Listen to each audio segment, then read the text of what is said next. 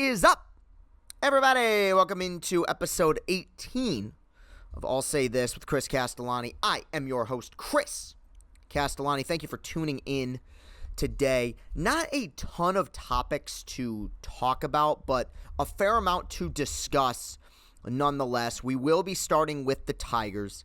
Obviously, a very frustrating week. We'll talk about it in full. And you thought I was frustrated on Monday's show. Boy, oh boy, are y'all in for a treat. In the second half of this episode, I am going to talk about some Barstool stuff and even a scheduling note. We are going to start with the lowly Detroit Tigers. Now, where we left off on this program was that the Tigers were 8-19 through 27 games, and everyone was frustrated, and it seemed like things were being poured down the drain, understandably so. But internally, and it's bizarre that Mr. Pessimistic shares a relative amount of optimism. I said, all right, look, this is terrible, and nobody's happy, and losing sucks, but they're 8-19. The super hard part of their schedule is now out of the way. That's not to say, they're not going to play good teams the rest of the way. Of course they will. But the really difficult part of that first month plus, where you're playing the Dodgers and the White Sox and the Astros and the Twins at Minnesota, that's all gone. And now you have a 9-game homestand. I will acknowledge that one of those games was technically a road game because they were making it up from earlier in the season before the lockout. But 9 games in a row played at Comerica Park. They were 8-19 at the time, and I said, you know what's going to happen? Here's what I think is going to happen, because the A's are awful, and the Orioles are even worse. So what's going to happen is the Tigers are going to go 6-3. They're going to show a little bit of life. They're going to come out of this, and they're going to be 14-22, which is by no means a remarkable success story. But you could make the argument at least they're starting to move in the right direction, and maybe this will be a team that has a turnaround like they did a year ago. Well, 6-3 on this homestand is going to be impossible because they went 1-4 against the Oakland A's. The Oakland A's over this series, a team that started their rebuild about 6 months ago, looked like the same Oakland A's team that won 21 games in a row back in 2002. I mean, this was a dominant effort. The A's completely outpitched the Tigers. The A's completely outhit the Tigers. The A's defensively were more fundamental than the Detroit Tigers. It was a dominant effort with one exception. Detroit did win one 6-0 game in which Tarek Skubal, who outside of some pieces of the bullpen is the one lone bright spot for this baseball team right now, he looked brilliant. 7 scoreless innings. Other than that, they got shut out essentially 3 times. They scored 1 run in 1 game, but it was 4-0 going into the ninth inning, and with 2 outs in the ninth, it was 4-0. They walked in a run. Robbie Grossman got an RBI. Didn't matter.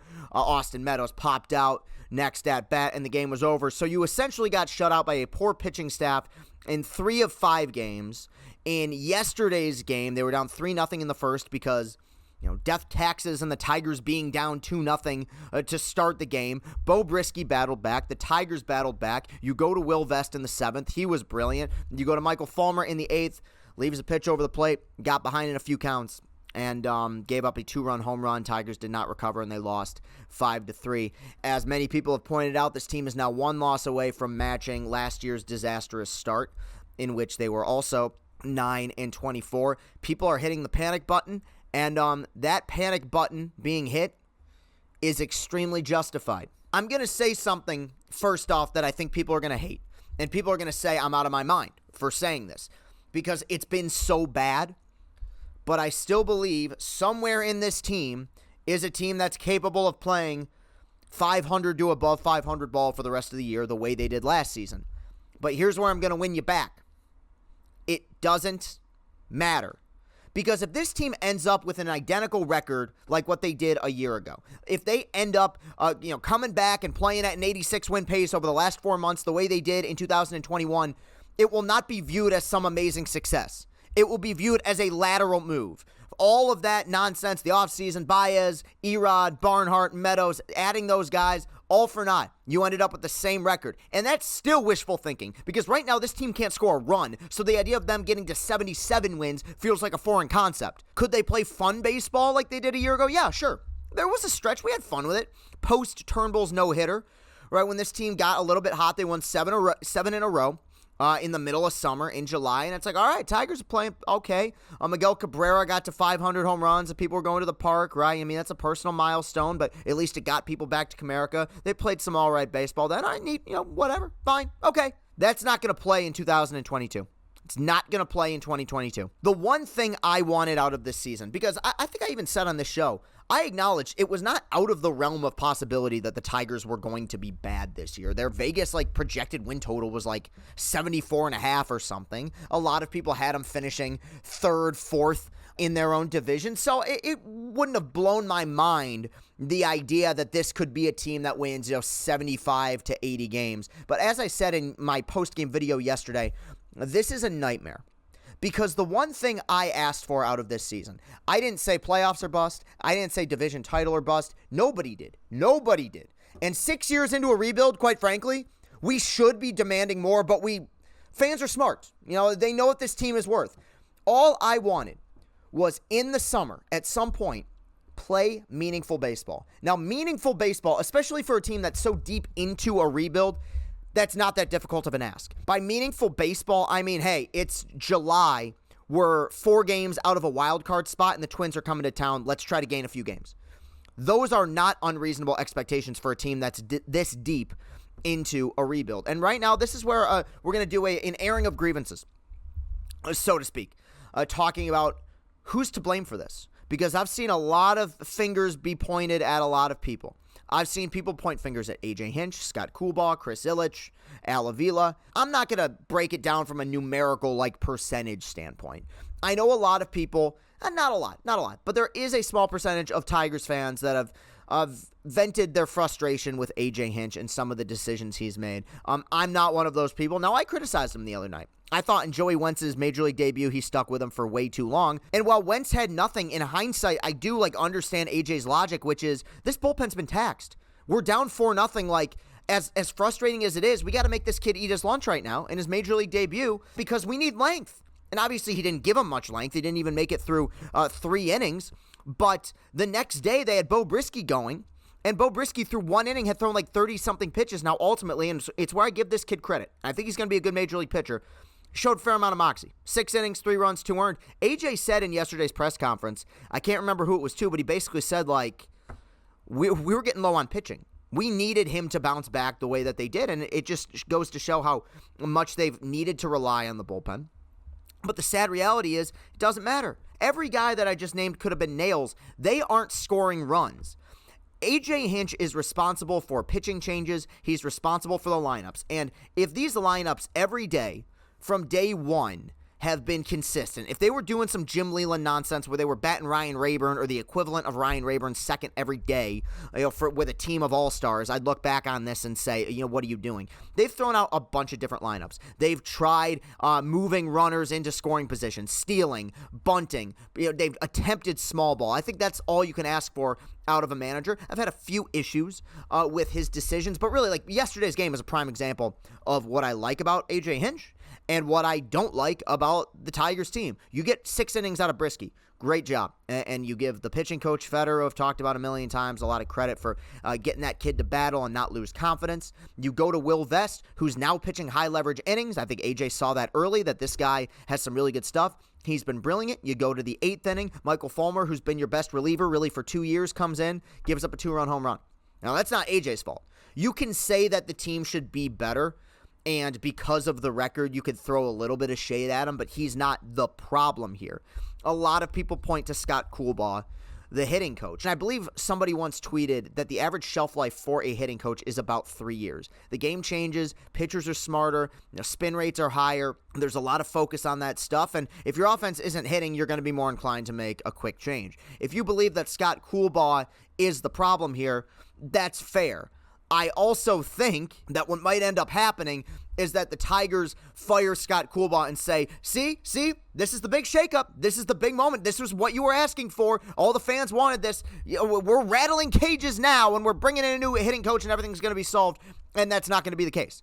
Because I think in terms of the hierarchy of people to blame, the people that are second are the players. There are players on this team who have not carried their weight. Jamer has been better lately, admittedly. He has not carried his weight.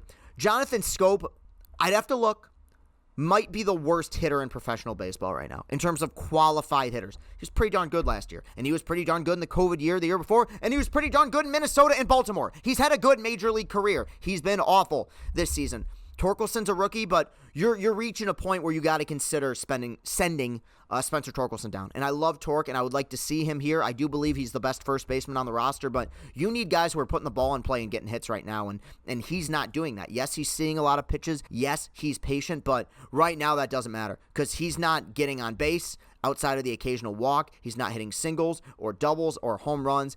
He's overwhelmed at the plate right now. They're going to have a decision to make, but he is a rookie. I'm not going to knock Spencer Torkelson, who's so early in his major league career. Miggy's been awful. Right? I know he had a nice little series against Oakland, but he's been a negative WAR player for the last 6 years. I talked about that in a post-game video I did a few nights ago. Badu is currently in AAA because he got off to an awful start. I like Robbie Grossman, but Robbie Grossman has taken a step back. And it, again, is not crazy to think that some of these guys will turn around, but Bob Ojanowski made a really good point. He was on Stoney and Jansen show on 97.1, and he made a really good point where Stoney asked him, do you see these guys turning this around? And he said, yeah, I see individual guys sporadically turning it around, but the idea that this entire team at the same time is all of a sudden going to have this resurgence, it's not going to happen. For the rest of the year, there's going to be guys who are slumping. Like, guys are going to continue to go through these ebbs and flows and not carry their weight. And because of that, while I do think the offense will improve, it's not going to be good. And right now, improvement isn't what people are looking for. They're 9-23. You need to win games. So if you want to get on the players, get on the players.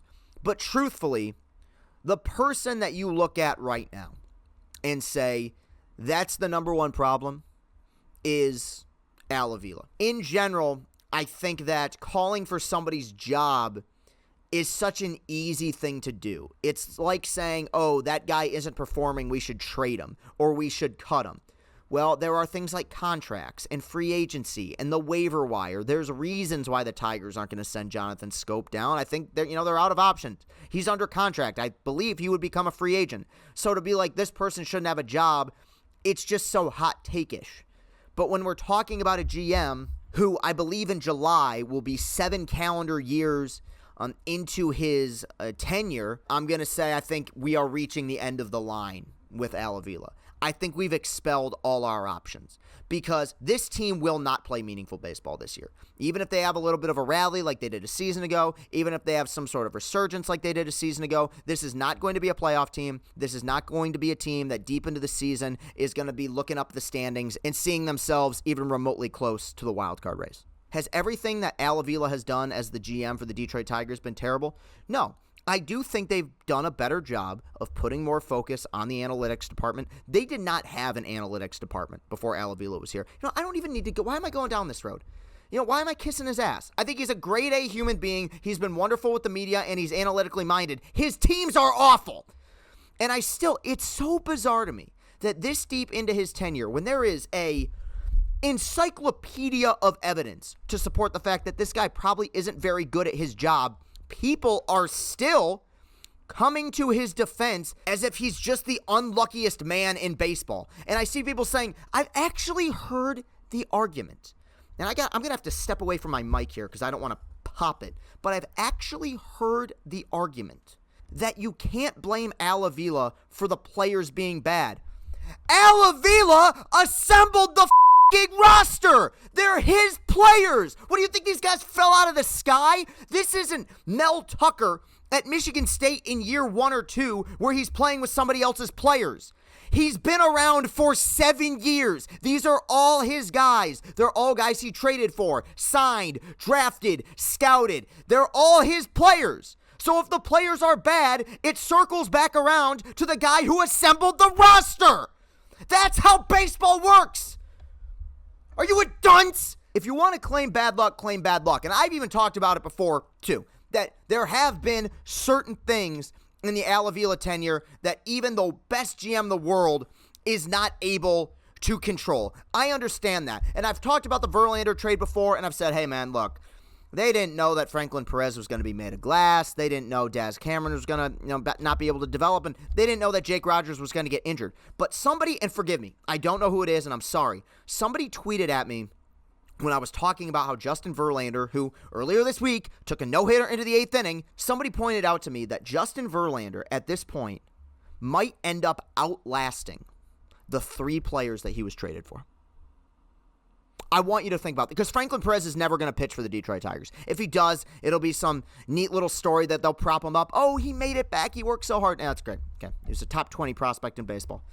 And look, injuries are injuries. I'm not mad at him, but the trade is still a failure. Daz Cameron is a quadruple A player. He'll get called up if they have a few more outfield injuries, but it'll be a while. And Jake Rogers is probably the most likely to last at the major league level. But right now, Verlander's going to pitch well into his 40s.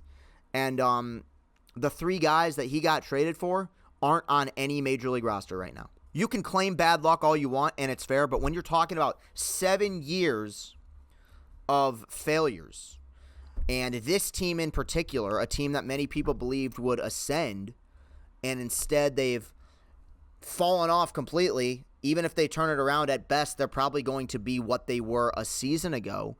You have to hold the owner and you have to hold the GM's feet to the fire. You have to. I think that it is entirely possible that the Tigers bring in a new GM. That guy sets the world on fire and they end up having success with some of Avila's players. I'm not saying every single guy that he's added to the roster is a bum, but we've gone well beyond the expiration date. Truthfully, I think that a honest rebuild that goes well should take somewhere between 3 or 4 years. I would say when the Tigers hit reset in 2017, my expectation was by 2020 or 2021, they should be good. So they're already past that. And right now, not only are they not good, they are poor. Calling them poor is an understatement.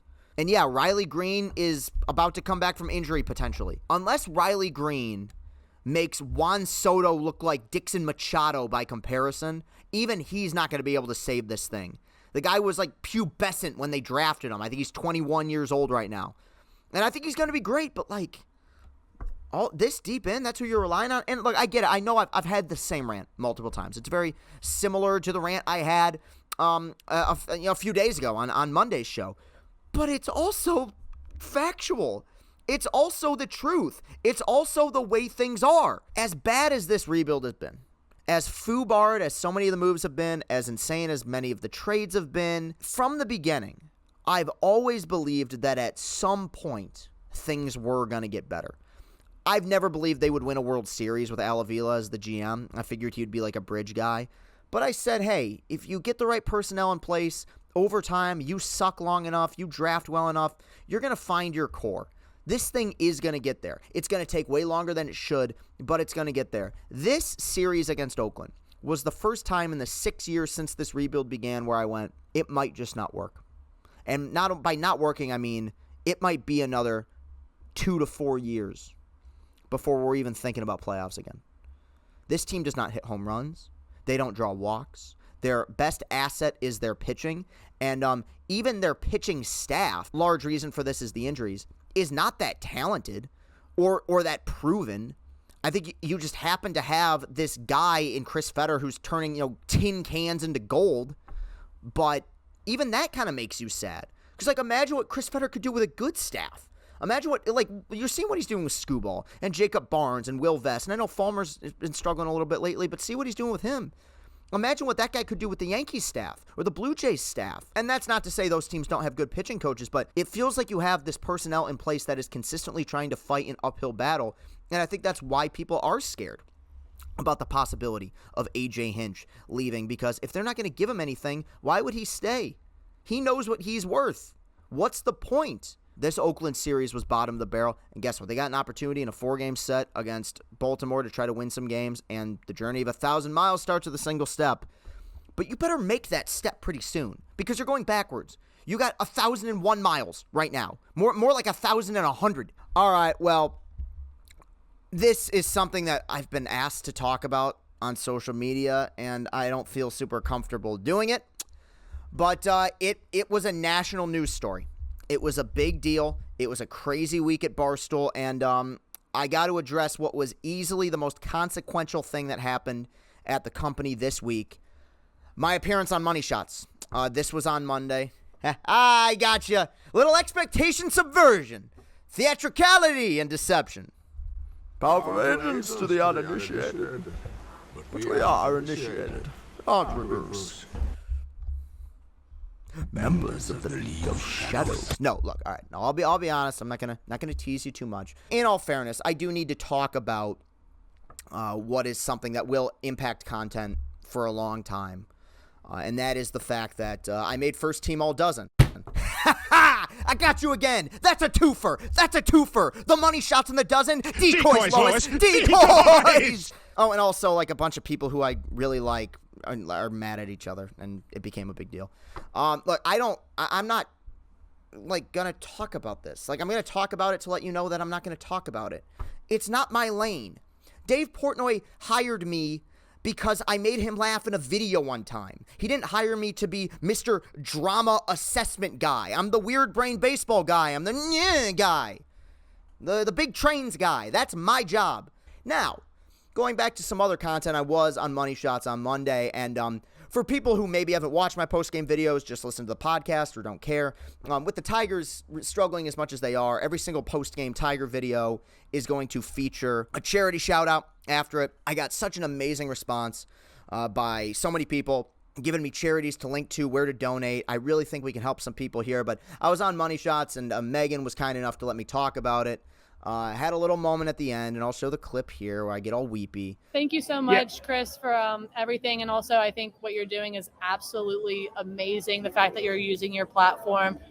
You're already amazing, like just kind, positive platform. You're going to make me cry. Stop. Spread more positivity. It really is. It's important. Like the fact that, don't cry. The fact that you're doing this, though, it is important. You're such a positive light, and know that all of us really appreciate you, and I especially appreciate you every Monday coming on my show and helping me out. Sometimes I just don't get people's kindness. But that was very sweet, and that truly, I mean, I understand. I work for this amazing company, and when you work for an amazing company, you need to notice your strengths, and you need to be able to notice your weaknesses. I made first team all dozen, and that was very, very refreshing and kind, and I appreciate the fans who voted. It's been a really crazy ride. I did not win Rookie of the Year. Rudy won Rookie of the Year. I've met Rudy, great guy, hardworking guy, and congratulations to him. He got more votes, and I get it. Look, to really break it down, because I will, I do think that one opportunity that this show provides me with is to peel back the curtain a little bit with Barstool stuff. I knew he'd win Rookie of the Year. I think that if we're breaking it down in terms of points per game and overall stats, the numbers don't lie. I probably had, in fact, not probably, I did have a better season, but that's only half of the dozen. And that's okay. I can accept that because, like I said, I can't really change at this point, because the one issue that I have with the dozen is that they ask a question, and if I know the question, I answer it right away. I don't screw around. I want to get the answer in. I want to hear the bing, and I want to move on and, pat myself on the back. If I don't know the answer, I look down at the ground and I do my, go into my shell and let other people try to sort it out. But on the dozen, I think what makes somebody a great dozen player is that you have to have both the ability to answer the questions and get consistent right answers, and also be funny and play up the drama and have a personality. So from that aspect, numbers are only a small part of it. So Rudy was a better overall dozen player than I was this season. So good for him. Congratulations. The fact that in my first year doing this, I'm essentially on the All-Star team is very sweet. And that leads me to a programming note. Starting on Sunday, I will be in New York, and this will last until Thursday, where I will be participating with my team in the dozen tournament. I don't know, and I should know, and I'm sure if I check the email, I'd be able to figure it out. I don't know when it's going to air, but the fact is I will be there from Sunday until Thursday, and because of that, I will be unable to do a show for Monday. I'll potentially, I hope to be able to be on Money Shots when I'm in the Barstool offices on Monday, but beyond that, the travel just doesn't line up. I do not want to do a late show in a hotel room in New York, so there will be no show on Monday. I apologize for that. We're going to come back It's not a problem. It's something I'm grateful to have, and I'm grateful to be a part of. So that's where I stand right now, and that will do it for a unique show. I'm not sure how people are going to respond to this one. I thought it was a pretty good show, to be honest with you, but it might have been one of those shows that I found amusing and funny that other people were like, it's all right. That does happen sometimes. But you can follow me on Twitter at Castellani2014. While you're at it, hit that like button. Hit that subscribe button. Let's get those watch hours up. We're on Apple Podcasts. We're on Spotify. Subscribe on all those platforms. I know on Apple Podcasts you can review us as well. Give us a 5-star review. We've gotten plenty so far, and I would really appreciate it. And lastly, I brought it up earlier. If you have ideas for charities you are passionate about and want me to donate to, we still have more to be able to fill our quota for the remainder of the season. Hopefully we get there. Let me know in the comments. Thank you very much, everybody, for continuing to support. I will see you with another I'll Say This episode next Friday. Like I said, no show Sunday. I will see you then. Have a great one, everybody. Peace and happiness.